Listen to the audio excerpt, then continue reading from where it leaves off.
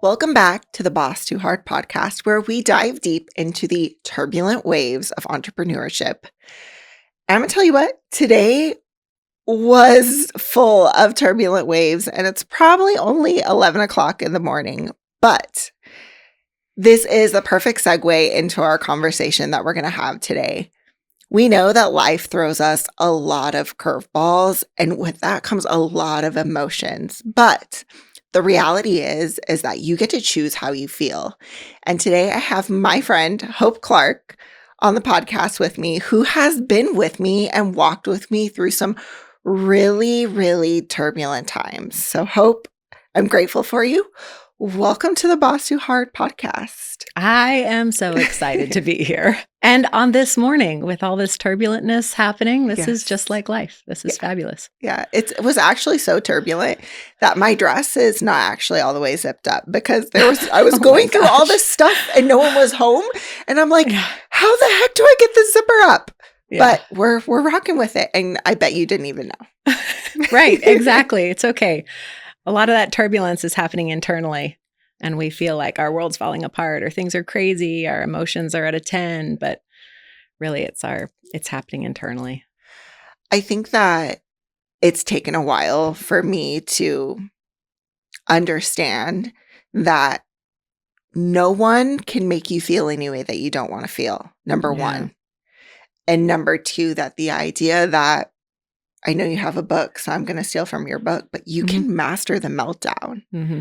I remember there was a time that I called you and things were really rocky and you came to my house and you sat with me in my bedroom and we did some work together. We worked through some emotions and I realized that there was an emotion hiding deep down inside of me, that there was a lot of other things going on that I felt, but they were really driven by one specific emotion, which was powerlessness. Mm-hmm.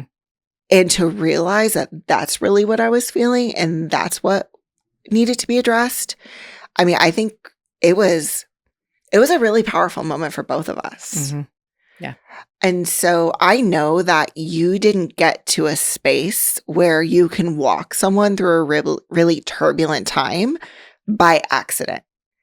And so what has this mastering the meltdown journey looked like for you? Well, it started when I was young and not knowing how to handle my emotions. I mean, so many of us grew up not even with words for what our emotions are. Right. You basically knew happy or sad or maybe angry, but I didn't even have a vocabulary for what I was feeling, but it would erupt out of me. It started like burning and building up inside. And I had little children, so I didn't want to lash out at them. Mm-hmm. And I began going to my closet and punching pillows and learning how to use my voice to scream into a pillow. I remember reading like, it's okay to do that rather than yell at somebody else. Yeah. And I began studying the science and the research of the synapses in our brain, of how our 80% of our serotonin, our feel-good hormone, is created in our gut. But that our beliefs are also creating our emotions. And so it's like one whole system that's working here. Mm-hmm. And so if I'm believing something that's sad or angry or fearful, I'm going to have sad, angry, fearful emotions within seconds, milliseconds. Or if I've eaten something or taken a round of antibiotics or really crappy food recently, it's going to tank all my serotonin, which is the feel-good chemical hormone, which makes it difficult for me to have good feeling thoughts, which then makes it really difficult for me to even have good feeling emotions. I began learning that there's a biology happening here. Yeah. That I can learn a little bit about and really begin to master. And then I learned about how frequency and energy works, and that emotions are basically energy in motion. And there's a scale, and you can move up the scale or you can move down the scale. And once you start mastering that, you start learning how to move up the scale, like walking up a stairwell. You can also learn to walk down the stairwell and recognize when you're actually walking yourself into depression with your thoughts. You begin to master that, and it doesn't take that much. It doesn't take that long to do it. That's what I teach about now. That, when I learned those skills, oh my gosh, it unlocked massive things for me. I began teaching my children how to do it and sharing it with my husband and like pulling out these maps and making sense of it in a way that I'd never been taught before. And so I've been practicing this now for 10 years, and we live this way in our home. And it's definitely been a journey, but oh my gosh, I'm so grateful because I'm not threatened by emotions now. I'm not threatened by anybody's emotions. Yeah. It's interesting because as a culture, we've really shifted. Oh yeah. Yeah. So before it's like for men to show any emotion than like happiness or anger, it's looked at as not to be masculine. Yeah. It's vulnerable, and vulnerability is feminine, as if that's improper for masculine. Well, and then it's like, how are we ever supposed to truly connect with one another for not willing to be vulnerable? I see vulnerability as honesty. Being vulnerable is just being real. This is what I actually am at this moment. How wild that we've made that taboo. Honesty is hard. Vulnerability is hard. I'll be real with you. You and I were together at the Enlightened Goddess retreat. Yeah. And I was feeling some emotions, and I was trying to put those emotions off on someone else. And you stopped me and you're like, that's not their responsibility. That's your responsibility. And in that moment, I wanted to be like, what are you talking about? They make me feel that way. And you're like, no, like you choose how you get to feel. And unless you're already believing those thoughts about yourself, no one should be able to make you feel that way, or that's not the response that you should have to that space. It's one of the greatest privileges in the world that we have that we may not realize is that we have control. This is our domain. Yeah. This is my kingdom. This is my temple, and that's your temple. And you get to choose the thoughts you think, and you get to choose the emotions you feel, and you get to choose how to care for your temple. And no one has the ability to put anything into that temple unless you let them. It's an extremely empowering concept when you decide to take hold of it. Yeah. And it'll change the way you work. The way you interact with friends, the way you interact at home. And so it's not, you mentioned that there's, generally we have happy, sad, and angry. And one of the most, I don't want to call it profound, but it was aha moments is I was watching Brene Brown's HBO special, Atlas of the Heart. Oh, yeah. And to hear her start to describe emotions beyond those three types, it was like, wait, I wasn't feeling this. I was feeling this. Mm-hmm. And it's hard to express something that you can't put words to. Mm-hmm. And when you can't put words to it, that's when it becomes like almost that outburst that, I'm going to punch a pillow, I'm going to scream. Or I was in a counseling session the other day, and the counselor was talking about how they used to get families in a room together and give them pillows or foam bats. And if they're mad, like, oh, I'm going to hit this person with a foam bat. The reality is and they don't do that anymore, or at least he doesn't. But the reality is that for so long we've been taught how to we've really been taught how to manage emotions improperly. It's almost ingrained into us. Yeah. It's a pretty radical idea to realize that everything that we experience is our own responsibility. Outside of physical harm, right? Outside of external circumstances that have, are happening to you, there's an experience that's happening there. But everything that we're thinking or feeling is a result of internal processes. And when someone's doing something that feels like, well, they made me do it. I mean, trust me, I have leveraged being the victim for lots of years. It's a lot easier to say they did it and I'm mad at them because of they did this than to say, I take responsibility for my own anger. And I realize that they have this behavior. I haven't acknowledged that I don't appreciate it. I haven't created a boundary or expressed to them what it does for me. I haven't created a boundary. I haven't respected and honored myself. And I'm the one who's out of alignment. And I need to change. Like it takes wild personal responsibility to reposition ourselves as really personally responsible for what we experience in our life. And I don't know that it could happen with just the ideology of it, because we've experienced so many things where that it just feels like I'm sorry, it's just their fault. They're an a-hole. We can say ass on this podcast. They're an asshole. Well, the reality is they might be. Yeah. But the trauma that's happening in your body is your responsibility. I think one of the greatest ways that I've learned that lesson, and I think there's a lot of women that walk through this, right, is with my husband. He's not touchy-feely. Has to be reminded of things. He's kind of like a man's man. I told him, I'm like, women grow up and marry their dads. My dad wasn't around, but I was really close to my grandfather. We joked around the other morning. I'm like, I freaking married my grandfather. I mean, they are their birthdays are, if you follow astrology, everybody feels differently, but their birthdays are literally 2 days apart. Oh, wow. So I really married my grandfather. Yeah, I really married my grandfather. And so, but it being in that space of victimization, right? Yeah. Well, he doesn't do this and he doesn't do that, but not taking ownership of the fact that those things don't come natural to him.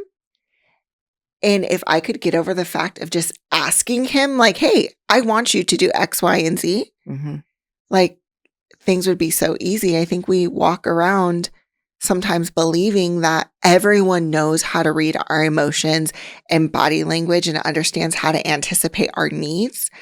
And so we're walking around with these unspoken expectations and nobody's meeting them, and we're pissed off about it when simply just say what you need and it would be so much easier. Yeah. And it's easy to talk about while we're sitting here, not in the middle of a situation. Yeah. But that's why I wrote the book the way that I did, When Emotions Erupt, 3 Steps to Shift Your State. Because what I realized was once the neurochemicals are moving, once the process has happened internally, once I've already thought the thought, now I already have the emotion, and chances are I haven't eaten well today. So I'm like biologically and belief-wise set up to have a negative emotion or negative feeling or judgment about whatever this person who's probably an asshole did. Or might be just a nice person that I'm having a bad opinion about. Or maybe I'm the asshole today. Or maybe I'm, Yeah. But now it's like the train's running. Now the process is happening. Now what do you do? Yeah. We're just going to go through with having a hissy fit and yelling at somebody and being angry for the next 4 hours? Yeah. Or is there something you can do in the middle right then, there, even after it started happening? And I found there were a few things that really worked for me. And the way that I identified them for myself, and this is what I teach about when I do my workshops, is interrupt, identify, and install. And the first thing is interrupt. You've got to interrupt your neural processes. There is a biological process that is happening when you've had a belief, a thought, and it's now manifested in a physical movement, energetic movement of emotion you're feeling. You've got to interrupt it somehow. And there's a few natural interruption methods that work great every time. And one of those is aromatherapy or essential oils. It completely wipes off the sensors in the brain instantly. Inhaling aromatherapy. Another is cold water. So cold plunges, cold showers, jump in the swimming pool, splash cold water in your face. Yeah. It's very simple. Another is breath work, breathing, like get more oxygen into the brain. So you get more oxygen into those neural pathways. Yeah. So they start cleansing themselves. Yeah. So there's nothing that feels like a good deep breath, to reset things. These are very basic, simple things. Interrupt the process and then identify. That next simple thing of identifying, okay, now I've interrupted it. What am I actually angry about? Yeah. What am I actually feeling right now? And if you do a short study on emotions, you'll find that they are varied, but as many as there are, they all come down to 2 basic ideas. It's either love or the absence of it. And fear or anger, fear really is what we have Yeah. identified as the absence of love or the absence of feeling safe and secure. So all emotions either stem from fear or love. And once you can distill it down to, well, I feel disrespected. I felt unseen. I felt unappreciated. I thought they would notice more. Or we begin to put words to what we're feeling. Right. Suddenly it rationalizes it, it validates it, but it also kind of goes, oh, okay, there it is. Now we're done with that now. Yeah. Okay. There's some aspect that it dissipates as soon as you recognize and acknowledge what it is. And then the third step is install. And now it's you get to decide what you want to install in these neural pathways. Right. We all get the choice to choose the belief we want to believe. And this is a concept that many are familiar with, but if you haven't interrupted the neural processes, and if you haven't identified where you currently are, right. just trying to ram in a new thought when the old thought is running full steam, it doesn't work. And we've experienced this with our girlfriends. We'll be sitting there going, no, no, no, no, no, no, no, no, no, no, no. And the girlfriend will go, well, but what about this? And we're like, oh, but no. Yeah, it's like you don't like, even how wanna dare hear you it. even insinuate there could be another way to see this? Yeah. Because biologically, it's just running through your neural pathways.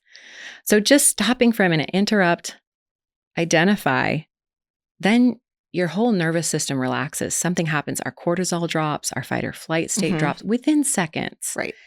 Then you can begin to decide, what do you decide about this? What meaning are you going to give this situation? And what power do you want to take back and hold in your temple about this situation? I think what people don't, I guess, give enough credit to is simply taking a break. I think we live in a society that there is an issue. We want to fix it right then and there.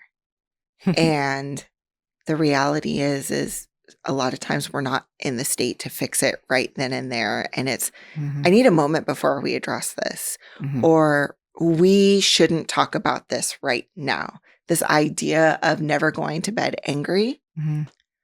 Sometimes you need to go to sleep, and instead of, just like trying to drive home your point, trying to be the one who's right, trying to convince someone else that they're wrong, trying to get whatever sort of response that you want to validate the way you feel, there is really some value on simply, hey, we need to sleep on this, or I need to step away for a moment. And it's interesting because I feel we've had a huge generational shift within, our culture, and we've got the millennials we're still kind of confused. We're still trying to figure things out. We're in the middle. But you've got the, Gen Z, these younger generations that are, they talk about boundaries and they're holding their ground and freedom. And there's a space where it starts like, all right, guys, that's enough. But the reality is that there's been a shift in our values where, for generations, we really valued financial growth, looking at physical, or what's the word I'm looking for? Monetary compensation. There you go. Material possessions. Yes. Our values have been very material based. Yeah. But there's this new currency of wealth that is emotional and physical and mental wellness. Absolutely. Which I think is far more valuable than what kind of car you drive, what position you hold at work. Yeah. Because the reality is if you aren't happy, if you can't process what's going on inside of you, no matter what you have outside of you, it's never going to matter. I had someone tell me the other day, I feel like we can't hide anymore. Everybody has become so conscious of energy and emotions. You can't walk in the room angry and people not know it. Yeah. And I was like, you're right. We have evolved as a species. We are more telepathic than we've ever been. We can feel when the boss is angry. Yes. We can feel when someone's lying to us. We may not quite have the words for it, but we know it's off. Yeah. We can feel when someone doesn't trust us or when we don't trust them, or when we're not saying the truth, right? We can Yeah. feel it. And so it's now more than ever so important to honor and integrate the thoughts we're thinking and the emotions we're feeling rather than walking around with them tucked under our arms like nobody Yeah. notices. We we're literally catching vibes now. Yes. Yeah. Um, yeah, Yeah. it's interesting, and so I know that you are a high-level entrepreneur, and you operate in a lot of different spaces. You are Mhm. a coach, you Mhm. are a consultant, you are a speaker, you are an author, Mhm. and you are also, heavily involved in, holistic wellness, Mhm. and you have a team under you. Mhm. And it's one thing to apply these concepts to our personal relationships with our friends and things like that. But I think the expectation has rose for being emotionally intelligent within your Yeah. business interactions. So how have you seen some of this come up in your team? Well, emotional management and emotional intelligence, like the concept that we understand Mhm. emotions and the concepts of how to manage our own emotions is something that we talk a lot about, we practice a lot. Mhm. In holistic healthcare, the body is one vessel, Mhm. and we're using plants, nutrition, digestive enzymes. We're focusing on the gut biome, we're Mhm. focusing on mental health, we're using essential oils. We're doing everything naturally, but we're also taking ownership of how we behave with each other. Mhm. And so we have a practice we call essential emotion breakthrough coaching. And it's a process of meditation and coaching where it's done with two individuals. And we do kind of it's a together deep dive on what's happening in your body right now and identifying it, and then using certain aromatherapies to help the pineal gland and the amygdala integrate it and intentionally shift out of that emotional space. I also have a technology I work with my team that's uses transdermal optical imaging. Oh my god, it's amazing. I It love is it. so flippin' cool. Yeah. And it gives you 202 different biomarkers of the state of the organs, glands, and systems in your body, including the emotions that the body is currently feeling based off of the sympathetic parasympathetic nervous system. Mhm. And it's a printout. It's like a readout you see Yeah, it's that powerful. tells you, which has been really enlightening for our team because now you can no longer hide, Mhm. even from yourself, what you're feeling about something. Yeah. It's right there on printout. Your blood's showing you. And now you have an opportunity to acknowledge, Yeah.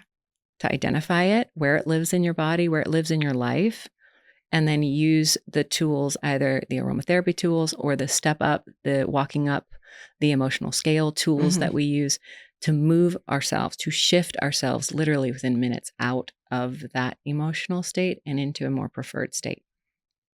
It's something we practice. Yeah. And sometimes our conference calls will start out with a lot of tears, and we all hold space for that. And Yeah. we're like, what is that? What does that feel like? Where does that apply in your life? We all practice having verbiage for it, Yeah. holding space for it, and then using our tools to move through it. Because the last thing any of us need to be doing today is holding things in. Yeah. We need to understand how to release things, but not release them at each other. No. But we have to be Yeah. able to release what we're feeling and thinking without attacking the other. It's time. It's time. So I've had to think about this a lot, and we talk about releasing things not at each other, but Mhm. with each other, or, just simply being able to process through something before Mhm. lashing out or making a decision. And I had to write an article, and it was a deep dive into my journey and what it's looked like to become an entrepreneur. And I was really vulnerable in it because it Mhm. was in a publication for other business leaders. And I think if there needs to be authenticity and vulnerability in any space, Mhm. it's within leaders, right? Mhm. Or between leaders.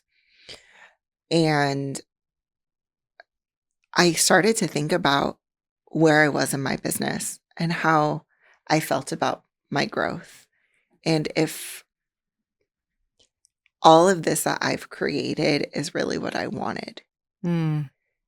And I had I've been asking myself some hard questions and had some really great conversations. I'm really grateful for you and Kenneth, to be able to have safe space to have those conversations and release those emotions.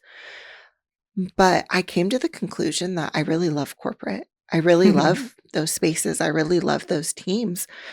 But I felt I had to build something of my own because I had never, I mean, I'm 36, right? So I haven't been working for 40 years, but I've been working since I was 15 and, Yeah. Grew very quickly. But I've never experienced a healthy corporate culture where people weren't lashing out, where people weren't feeling dumb, that people weren't feeling like they had to avoid the boss or, I was like, if there had been a healthy corporate space, I don't think I would have ever made the exit to be an entrepreneur. Wow.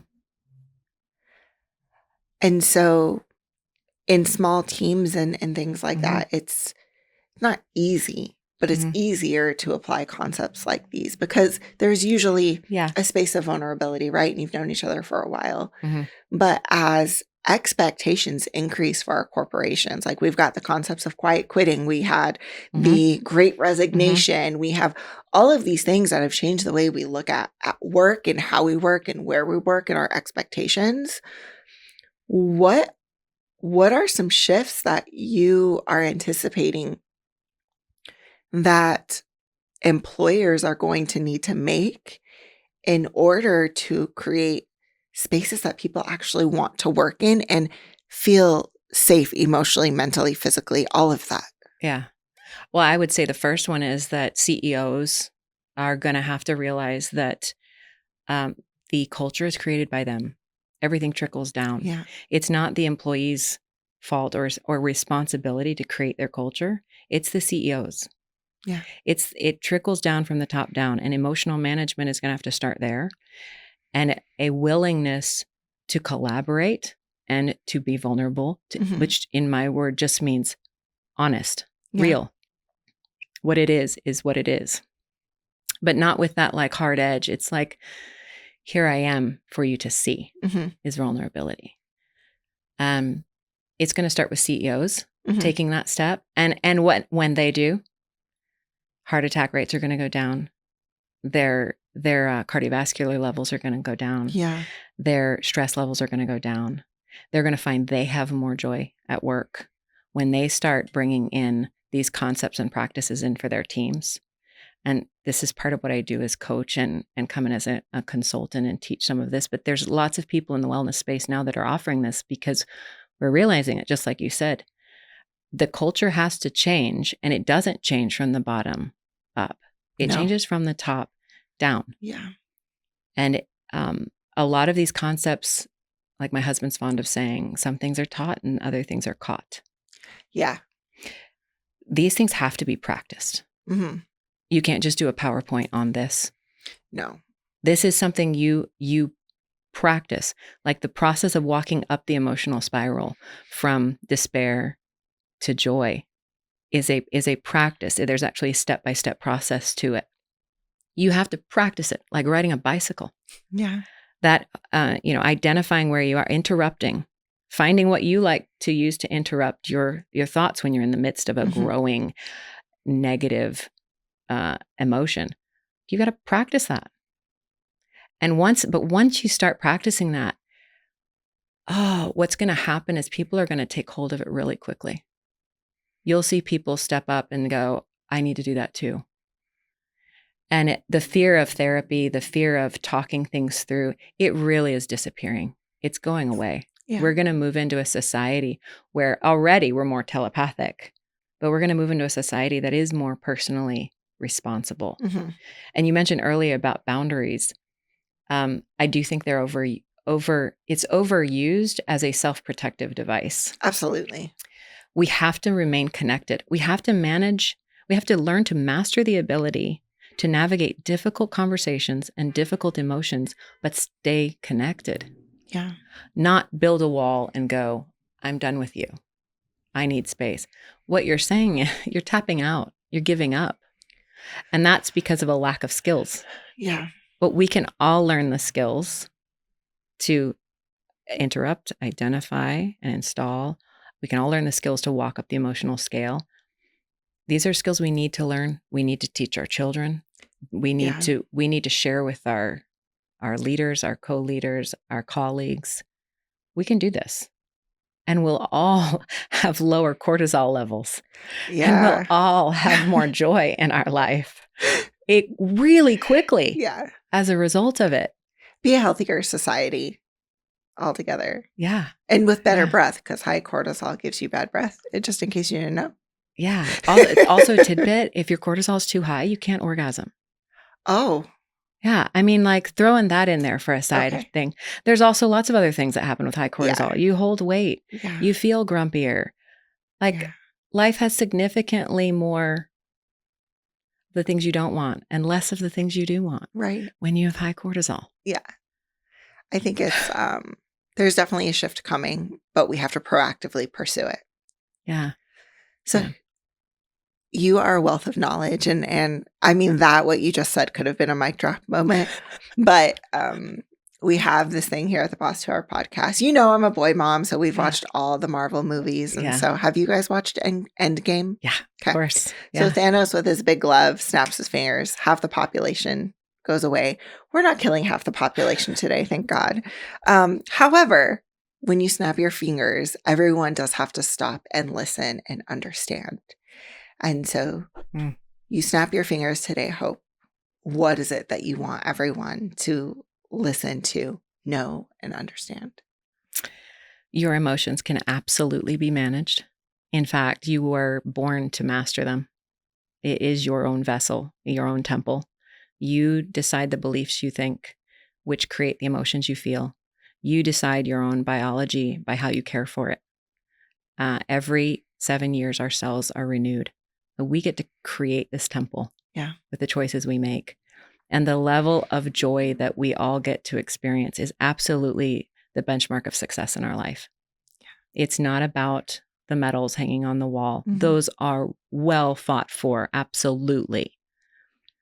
But at the end of the day, the amount of joy and self-fulfillment that you feel is a result of you taking personal responsibility for how you feel, how you operate, the integrity that you walk in your life. And that is absolutely attainable by you.